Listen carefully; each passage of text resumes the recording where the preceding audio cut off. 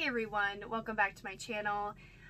My name is Lauren, if you don't already know me, and I am a reseller, part-time, and I sell my finds on platforms like eBay and Poshmark as a part-time side gig. And I've started this YouTube channel to document my progress into making this into my full-time job.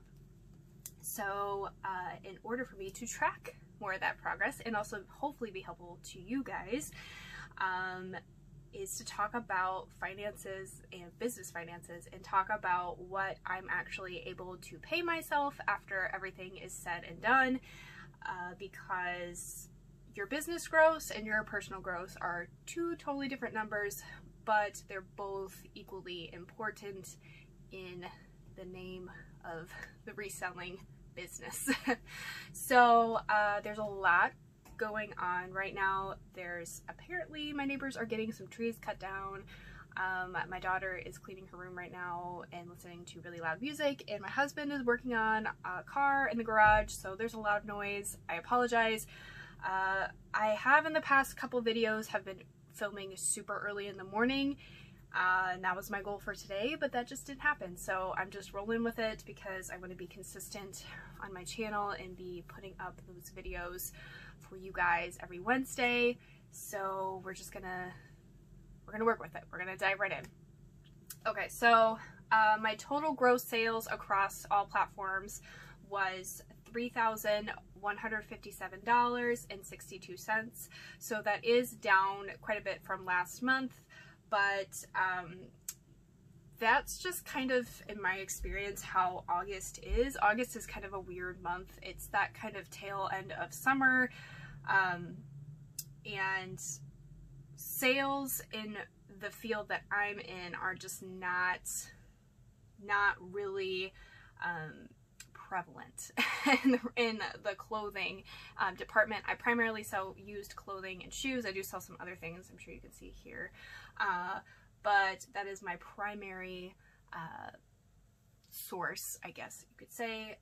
So definitely sales have slowed down, and I had to work really hard for these sales also. So but that's just part of it.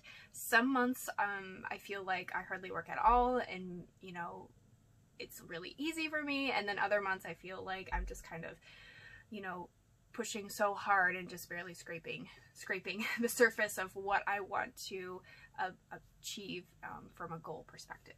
So breaking that down of gross sales for all platforms, $493 was my gross for Poshmark.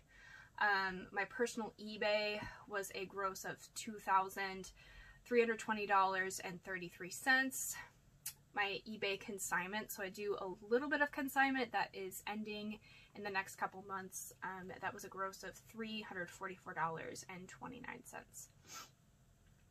So so that's the gross. Now we need to minus all of the selling costs. So what it costs to sell on the platforms, shipping costs, sales tax, if that's applicable. That's just an eBay thing. So sales tax was a total of $106.99. Total platform fees was $447.01. Shipping discounts, that's just for Poshmark, was $33.92. That is up quite a bit. I had been doing this offer to liker strategy thing where I was creating bundles, sending a message, sending an offer, and I don't know, sorry, my eye is itchy. I don't know if Poshmark has changed the notification settings or something, because before, at least in my experience, it was sending them a notification, a few notifications that something is, like somebody is styling you and that they left you a comment or something in the bundle, and I just wasn't getting that response like I was last couple months when I had tried that strategy. And I'd done that because sometimes when you send out just like an offer to likers, they don't see it.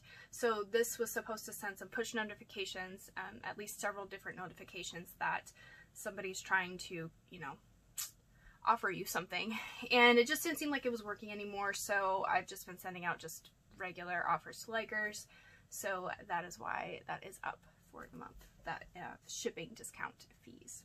Or not fee, well, it is a fee. I pay it. Shipping discounts or something that, like I said, are just through Poshmark. So total shipping costs through eBay was $677.39. Consignment pay. So payouts. What I have paid to the people that I am consigning with, I'm selling some other things, was $148.51.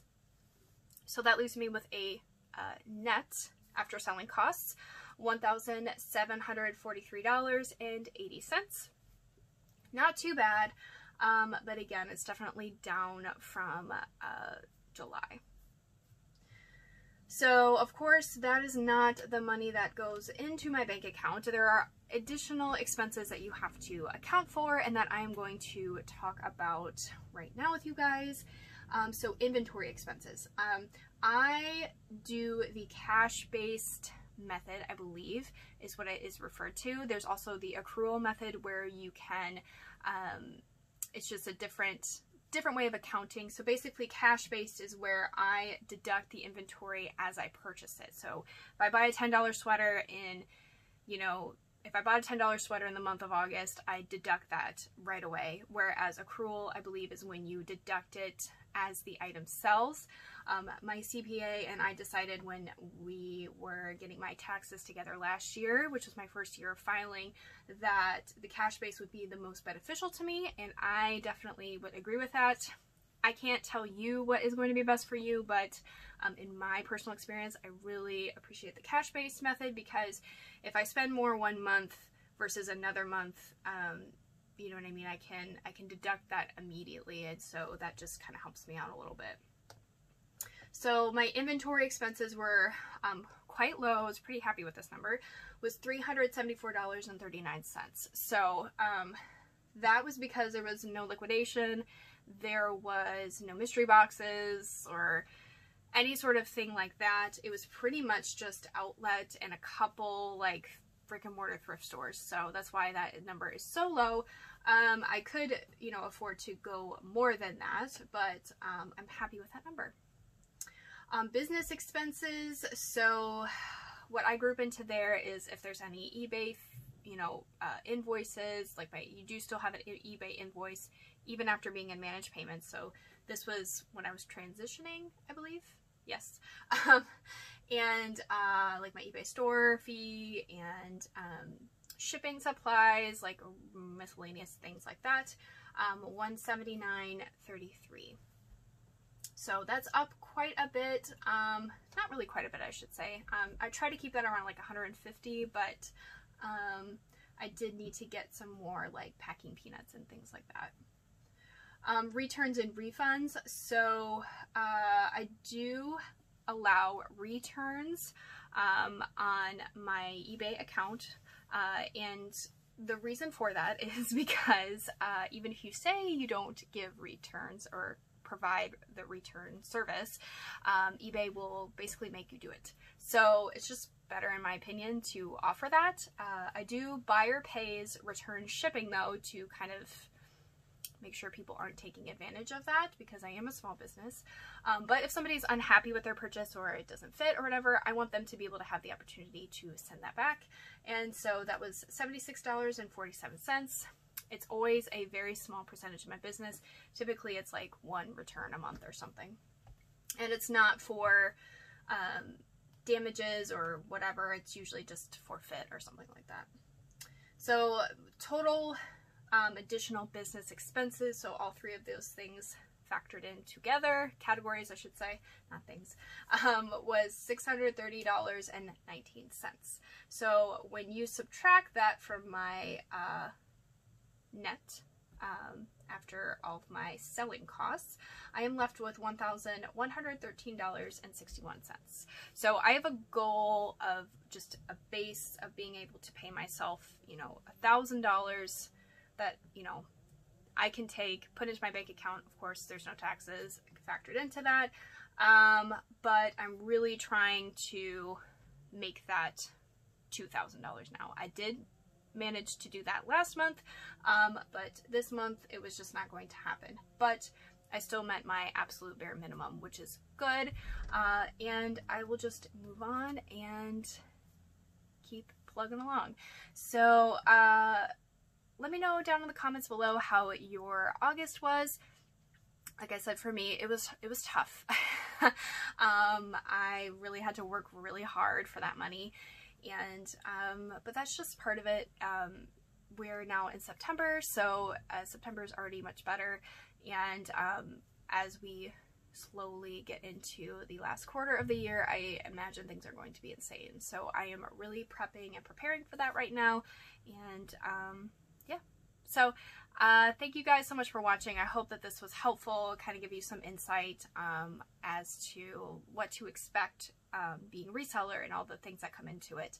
I don't have a lot of overhead as far as business costs go, but I do have costs, and that's definitely something you want to factor in before jumping into reselling, and just to kind of get you in the right mindset of, you know, if you're grossing a certain number, that doesn't mean that that's what your personal or if your business is grossing something, that's not what you're personally grossing. So thank you again, guys, and I will catch you next time. Bye.